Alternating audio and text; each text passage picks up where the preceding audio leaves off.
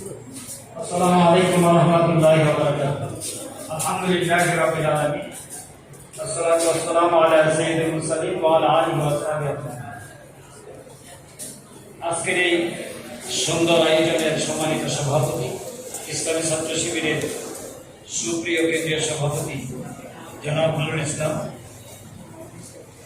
আজকের এই সুন্দর উপস্থাপনা প্রবন্ধ উপস্থাপক ডক্টর মোহাম্মদ মিজানুর রহমান, উপস্থিত আছেন বিশিষ্ট শিক্ষাবিদ গবেষক জনাব ওয়ারিসুল ভাই এবং ডক্টর সিদ্দিক সহ অন্যান্য বরেণ্য ব্যক্তিবর্গ, যাদের জন্য এই আয়োজন, সেই সমস্ত ভাই এবং বন্ধু। আমাকে পরিচয় দেওয়া হলো লয়ার্স কাউন্সিলের সেক্রেটারি, আর এইটা হলো অর্থনীতির সাথে রিলেটেড একটা সাবজেক্ট। যদিও আমি আমার প্রধান সাবজেক্ট হলো অর্থনীতি, ইকোনমিক্স অনার্স মাস্টার্স এবং পরবর্তীতে এই জন্য আমি আমার অতীত জীবনের লেখাপড়ার বিষয়কে সামনে রেখে কয়েকটি বিষয় বলব। প্রথমে হচ্ছে যে তারুণ্যের ভাবনা, যে তারুণ্য নিয়ে আজকে আমাদের বক্তব্য, সেই তারুণ্যের present position of young generation. আমি একটি গবেষণা জার্নালে দেখলাম এবং একটি পত্রিকায় এটা প্রকাশ হয়েছে যে বাংলাদেশে বর্তমানে তরুণদের জন্য সবচেয়ে বড় সমস্যার সংকট হচ্ছে মাদকাসক্তি, এবং এটা কিভাবে তরুণদেরকে আক্রমণ করছে তার একটা পরিসংখ্যান আছে। দেখা যাচ্ছে যে দৈনিক মাদক খাতে সারা বাংলাদেশে ব্যয় হচ্ছে 20 কোটি টাকা। তরুণরা যে মাদক দ্রব্য সেবন করছে তার টোটাল যোগফল হলো 20 কোটি টাকা।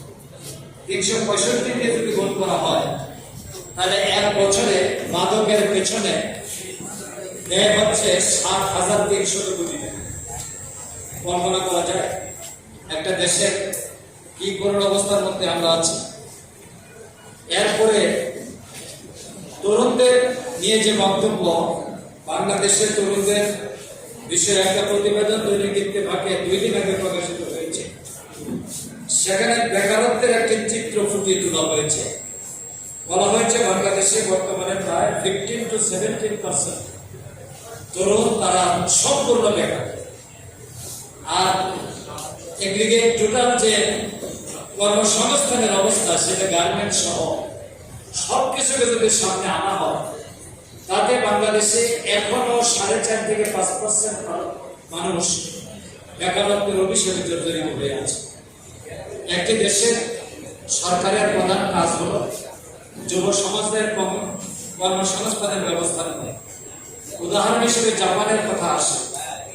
জাপানে যারা গিয়েছেন বা জাপান সম্পর্কে যাদের স্টাডি আছে, তারা দেখবেন যে যখন একজন ছাত্র 13 বছর বয়সে উপনীত হয় তখন থেকেই তাকে কাজের সাথে জড়িয়ে দেওয়া হয়। সে কাজ করে ব্যক্তিগত, পারিবারিক, সামাজিক এবং রাষ্ট্র গঠনে তার ভূমিকা পালন শুরু, যেটা আমাদের দেশে কল্পনাই করা যায়।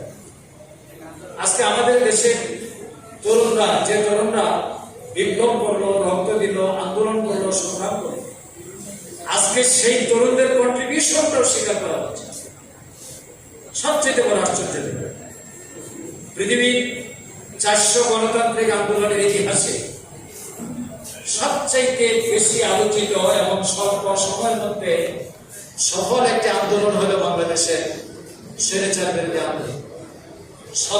বলা হয় 36, আসলে তো মানলে 17 days, মাত্র 17 দিন একটা স্বৈরাচারের পতন।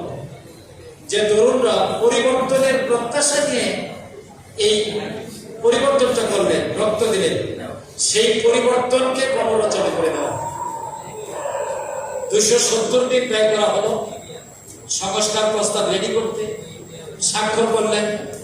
তরুণরা আশা করেছিল যে এবার কিছু সংস্কার হবে, সংবিধান, উৎপাদন, বিনিয়োগ, কর্মসংস্থান, বাংলাদেশ ব্যাংক, দুর্নীতি দমন কমিশন, জুডিশিয়ারি, অ্যাডমিনিস্ট্রেশন, পুলিশ, সামাজিক সিকিউরিটি, সব জায়গায় একটা পরিবর্তন হবে, এমন প্রস্তাবটা সব জায়গায় ছিল। কিন্তু আজকে বলা হচ্ছে কি, পার্লামেন্টে দাঁড়িয়ে খুবই প্রত্যেকটি মানুষের হৃদয়ে এই বক্তব্যটি আঘাত করেছে। যে সংস্কারের বাহানা করে নির্বাচন পিছিয়ে যায় কিনা, এই সন্দেহ বা এই আশঙ্কা থেকে আমরা জুলাই সনদ মেনে নিয়েছি, স্বাক্ষর করেছি। কত বড় প্রতারণার কথা! যে জাতি সংস্কার চায়, পরিবর্তন চায়, রিফর্ম চায়, সেই জাতির সাথে বক্তব্য দেওয়া। অর্থনৈতিক দিক থেকে আমি বলতে চাই যে আগামী 7 জুন সংসদে বাজেট অধিবেশন শুরু হবে। নিঃসন্দেহে অর্থমন্ত্রী অত্যন্ত সুন্দর ব্রিফকেস করতে কিছু কাগজ নিয়ে মূল পয়েন্টগুলো উপস্থাপন করে বলবেন যে বাদ বাকিগুলো হোলসেলে পাওয়া যাবে এবং গঠিত করে করতে হবে। এরপরে আমাদের সংসদ সদস্যগণ সেখানে বক্তব্য রাখবে।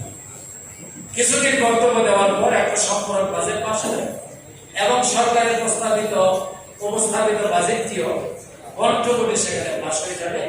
হয়তো দয়া করে কিছু সংশোধনী সহ অনেকগুলো প্রশ্ন থেকে যাবে।